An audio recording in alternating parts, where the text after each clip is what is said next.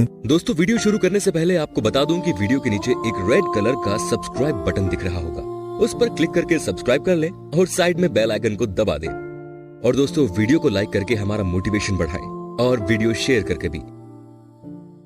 कैसे हैं आप लोग? आई होप कि आप लोग सब ठीक होंगे और लॉकडाउन 3.0 में आप लोग की पढ़ाई अच्छी चल रही होगी। और इसी कड़ी में मैं आप डी ब्लॉक या ब्लॉक के आगे का लेक्चर लेकर आपके सामने आया हूं। And that particular topic is coordination compound. ये आपके क्लास 12 का बहुत ही इंपॉर्टेंट टॉपिक है इनऑर्गेनिक का, जिससे कि अक्सर जेईई और नीट में भी सवाल आते रहते हैं। और इसमें बड़ा इंपॉर्टेंट है ये समझना कि कोऑर्डिनेशन कंपाउंड्स होते क्या है और कोऑर्डिनेशन कंपाउंड्स का क्या यूज पड़ा, कोऑर्डिनेशन कंपाउंड कैसे फॉर्म हुआ, क्या डिफरेंट है कोऑर्डिनेशन कंपाउंड का और दूसरे कंपाउंड से। जैसे मान लीजिए कि हम लोग कोई सिंपल साल्ट लेते हैं, एग्जांपल के लिए सोडियम क्लोराइड, सबसे आसान सा साल्ट जो हम लोग डेली नमक के तौर पे घर में खाते हैं, उसको हमने लिया। उसको जब हमने गर्म करा तो वो स्प्लिट हो गया अपने कंस्टिट्यूएंट आयंस में। NaCl लेकर उसको आप गर्म कर देंगे तो वो केटायन और एनायन बना के देगा, Na+ और Cl-। कोई भी आप आयन ले लें, CaSO4 ले लेंगे एक कंपाउंड, इसको भी आप गर्म करेंगे तो इट विल गिव Ca2+ और SO4 2-। ये सिंपल आयन का प्रॉपर्टीज है कि जब कभी भी आप इसको गर्म करेंगे तो ये अपने कंस्टिट्यूएंट आयन में टूट जाएगा। अब इसी तरह आप ले लेते हैं डबल या मिक्स्ड साल्ट। डबल या मिक्स्ड साल्ट क्या है? जैसे कि आप NaCl लिए, CaSO4 लिए और भी बहुत सारा साल्ट है आपके पास, तो उसमें एक बार में एक ही साल्ट ले रहे हैं तो that is called simple salt, common salt. अब एक से ज्यादा जब साल्ट को हम लोग मिक्स करेंगे तो उसको हम लोग कहेंगे मिक्स्ड साल्ट या डबल साल्ट। कई बार तो एग्जाम में इसके नाम पे क्वेश्चन आता है कि give the formula of Mohr salt, give the formula of carnallite, give the formula of potash alum. ठीक है, तो ये सारा बहुत सारा क्वेश्चंस आता है सीबीएसई के बोर्ड एग्जाम्स में। तो आपको कुछ फॉर्मूलाज भी याद रखना है कि किस कंपाउंड का क्या फॉर्मूला है। जैसे एक डबल साल्ट हमने यहाँ पर लिया है कार्नलाइट। कार्नलाइट का क्या फॉर्मूला है? KCl.Mgcl2.6H2। ठीक है, बहुत लोग इसको गुना पढ़ देते हैं, ये गुना नहीं पढ़ा जाता है, डॉट पढ़िए आप इसको, KCl.Mgcl2.6H2। मतलब KCl मॉलिक्यूल और MgCl2 मॉलिक्यूल के साथ हाइड्रेट का मतलब वाटर का 6 मॉलिक्यूल है। जब आप इसको मिक्स्ड साल्ट को गर्म करते हैं तो जैसे सिंपल साल्ट स्प्लिट हुआ था वैसे ही हमारा मिक्स्ड साल्ट भी स्प्लिट होता है। अब देखिए KCl अगर स्प्लिट होगा तो कौन कौन सा दो आयन मिलेगा? K+ और Cl-। अगर MgCl2 स्प्लिट होगा तो क्या मिलेगा? Mg2+ और Cl-। और वाटर मॉलिक्यूल्स को अगर आप डिसोसिएट कराएंगे तो you will get the H+ ion and hydroxide ion. इस तरह का बहुत सारा साल्ट है आपके पास जो मिक्स साल्ट में, आपको नाम भी याद रखना है। Mohr salt, ferrous sulphate, ammonium sulphate, hexahydrate, potash alum. Potash alum का नाम है potassium aluminium sulphate bidecahydrate. 12 hydrate है, इसमें 12 H2O मॉलिक्यूल्स है। ये तो हम लोग का सिंपल साल्ट और मिक्स्ड साल्ट है। अब रही बात की कॉम्प्लेक्स साल्ट या कोऑर्डिनेट साल्ट क्या है, तो ये बहुत समझना जरूरी है स्टूडेंट्स कि कहीं ना कहीं कॉम्प्लेक्स साल्ट और कोऑर्डिनेट साल्ट क्या है। कोऑर्डिनेट आप देखे होंगे कि आपके आसपास में कोई ऐसा बंदा जरूर होगा आपके क्लास में जो बोलने में बहुत अच्छा है, किसी के साथ कोऑर्डिनेट कर लेता है, कि किसी के साथ कहीं ना कहीं क्या कर लिया कि किसी मैटर को सुलझाना है तो हमने उस पर्टिकुलर बंदे को कहा कि भाई जाके उससे तू कोऑर्डिनेट कर ले, देखिए देख वो क्या कर रहा है। उसके बाद तो ये कोऑर्डिनेशन साल्ट जो उसी तरह का एक साल्ट है कि अगर किसी के साथ एक बार जुड़ गया तो फिर आप इसके बीच के बने हुए बॉन्ड को डिसोसिएट नहीं कर पाएंगे। जैसे देखिए K4FeCN6, हमने इसको ब्रेक डाउन करना शुरू करा, गर्म किया, तो अब देखिए ये K+ आयन तो अलग हो गया, लेकिन ना तो यहां से Fe2+ आयन मिला ना ही Cn- आयन मिला। जैसे कि हम लोग सिंपल साल्ट और मिक्स्ड साल्ट में देखे थे कि हम लोग जब उसको गर्म करते थे तो वो अपने कंस्टिट्यूएंट आयन में टूट रहा था, ये अपने हर एक कंस्टिट्यूएंट आयन में नहीं टूटा, इसका टूटा, स्प्लिट हुआ, लेकिन दो अलग अलग तरीके से। एक जो इस कॉम्प्लेक्स आयन को छोड़कर जो आयन है उसमें, और दूसरा कॉम्प्लेक्स आयन में। तो अब देखिए जो अलग से आपके पास आयन है that is called counter ion. इसको हम लोग क्या कहते हैं? Counter ion. हिंदी में इसको हम लोग प्रति आयन कहते हैं। ठीक है, और क्या है कि अब जो कॉम्प्लेक्स है जो नहीं टूट सका तो वो कॉम्प्लेक्स से जटिल है, तो इस तरह के आयन को हम लोग क्या कहेंगे? Complex ion. ठीक है, जब कभी भी कॉम्प्लेक्स आयन बनाएगा तो नॉर्मली डी ब्लॉक का एलिमेंट ही ये फॉर्म करता है। आपने डी ब्लॉक के प्रॉपर्टीज में पढ़ा था फॉर्मेशन ऑफ कॉम्प्लेक्स कंपाउंड्स। आज इसी कॉम्प्लेक्स कंपाउंड्स पे पूरा का पूरा हम लोग को केमिस्ट्री जानना है कि कैसे वो कॉम्प्लेक्स कंपाउंड फॉर्म होता है और उसमें क्या क्या चीजें होती है, इसकी प्रॉपर्टीज क्या है, इसमें क्या वेरिएशन होता है, इसमें कलर्ड होता है कि नहीं होता है, कैसे होता है। अब बहुत सारी चीजें हैं कि ऑर्बिटल डी ब्लॉक में 5 ऑर्बिटल है, पांचों में कैसे इलेक्ट्रॉन हम लोग फील करते हैं, कब पेयर्ड होता है, कब अनपेयर्ड होता है, कौन डायमैग्नेटिक होता है, कौन पैरामैग्नेटिक होता है। ये बहुत सारे रीजनिंग क्वेश्चंस जो हैं इस पर्टिकुलर टॉपिक से बनते हैं। अगर हम दो सिंपल कंपाउंड पे भी बात करेंगे तो we have 40 types of question, अलग अलग डिफरेंट हाइब्रिडाइजेशन के क्वेश्चन है, ज्योमेट्री के क्वेश्चन है, ईएन इफेक्टिव एटॉमिक नंबर का क्वेश्चन है, वो सब इसी तरह के कॉम्प्लेक्स कंपाउंड से निकलकर सामने आएगा।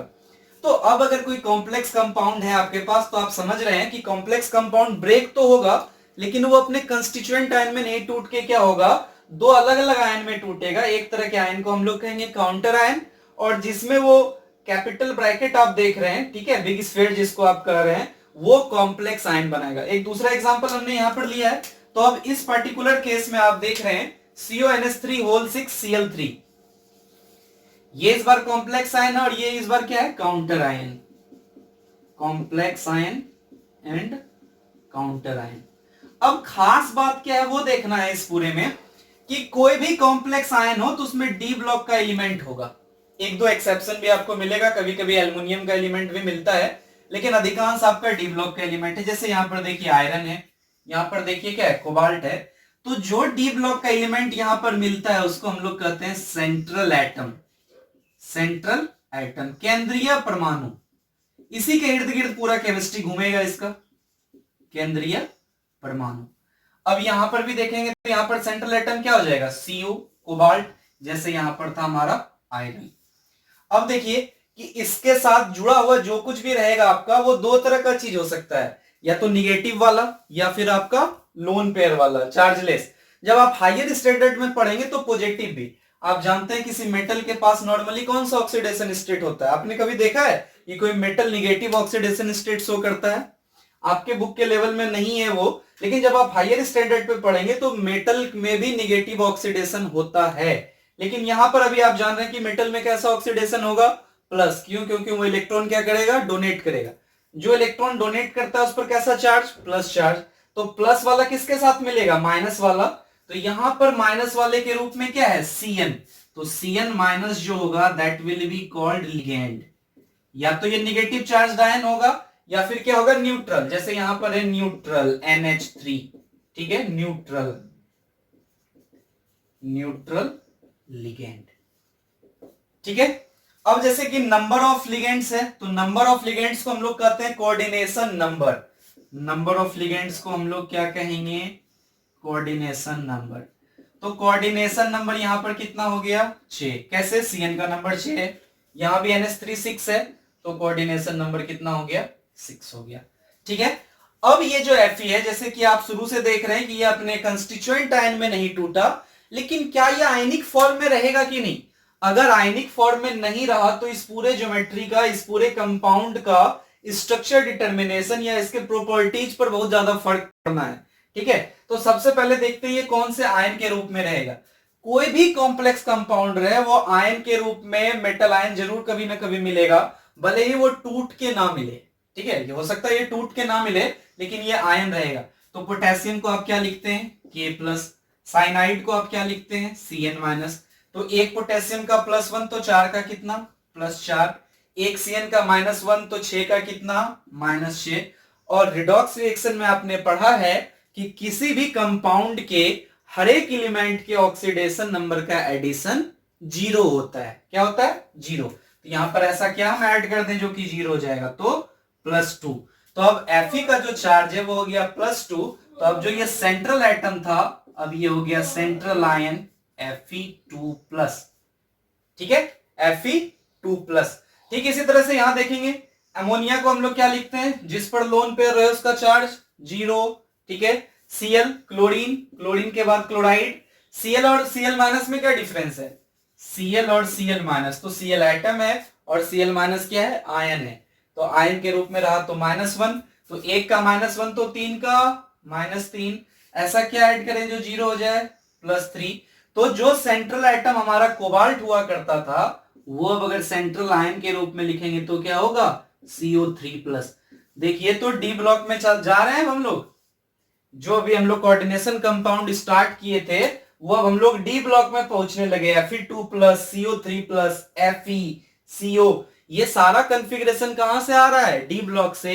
इसलिए हमने कहा था कि डी ब्लॉक जो है वो कोऑर्डिनेशन कंपाउंड का फाउंडेशन है। अगर आपको कोऑर्डिनेशन कंपाउंड पढ़ना है तो आपको डी ब्लॉक जानना होगा। एक और छोटा सा एग्जांपल लीजिए कि जैसे एक छोटा सा NaCl है, तो NaCl अगर स्प्लिट होता है तो Na+ और Cl- चार्ज इक्वल है, लेकिन क्या ये यहां चार्ज इक्वल हुआ? यहाँ K+1 है और यहाँ -4 है। ये तो नाइंसाफी है कि एक ही इलेक्ट्रॉन दे रहा है और दूसरा 4 इलेक्ट्रॉन ले रहा है। ऐसा होगा? हमने आपको 1 रुपया दिया और आपको 4 रुपया मिला, ऐसा तो हो नहीं सकता। तो हम लोग इसको क्या करते हैं? बायलेंस करते हैं, आयन बायलेंस। तो ये -4 है तो ये कहीं ना कहीं क्या हो गया? +4। तो टोटल नंबर ऑफ आयंस जब हम लोग निकालेंगे यहां पर, टोटल नंबर ऑफ आयंस, तो कितने आयंस हो गए? 4 पोटेशियम के और एक कॉम्प्लेक्स आयन।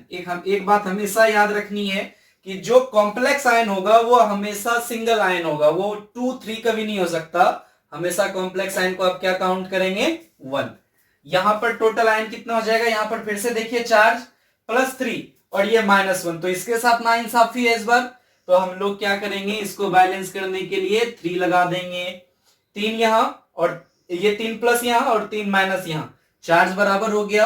अब हम लोग टोटल नंबर ऑफ आयंस निकाल लेते हैं।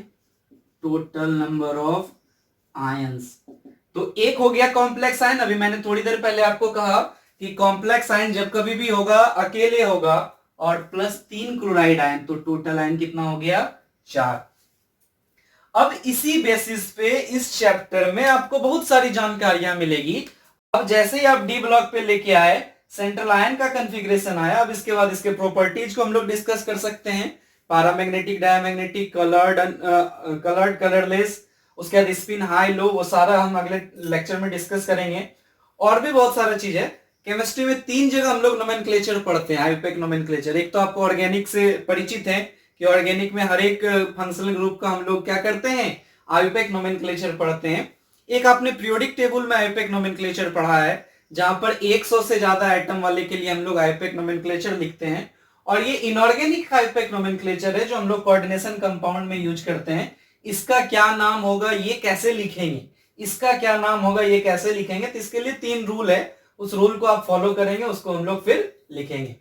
तो इस वीडियो में अभी जो हमने बताया कि सिंपल साल्ट क्या है, मिक्स्ड साल्ट क्या है, कोऑर्डिनेट साल्ट क्या है, कोऑर्डिनेट साल्ट और सिंपल और मिक्स्ड साल्ट में क्या डिफरेंस है, कैसे हम लोग उसको कैरेक्टराइज करते हैं, कैसे उसको हम लोग डिफरेंशिएट करते हैं, कैसे उसका ऑक्सीडेशन नंबर निकालते हैं, कैसे उसके काउंटर आयन को फाइंड आउट करते हैं, कैसे टोटल नंबर ऑफ आयंस निकालते हैं, कैसे लिगेंड के नंबर को जानते हैं, कौन लिगेंड है कैसे पहचानते हैं, और फिर टोटल इसमें कहीं ना कहीं डी ब्लॉक में हम लोग कैसे इंटर कर जाते हैं कोऑर्डिनेशन कंपाउंड से। तो जो मेटल आपका होता है वो जैसे ही आयन में रहा वो डी ब्लॉक में चले गए। अब डी ब्लॉक के सारे स्टोइकियोमेट्री को, सारे ज्योमेट्री को, सारे प्रॉपर्टीज को यहां पर हम अप्लाई करेंगे और फिर इसके बारे में डिटेल से पढ़ पाएंगे। तब तक के लिए स्टे ट्यून।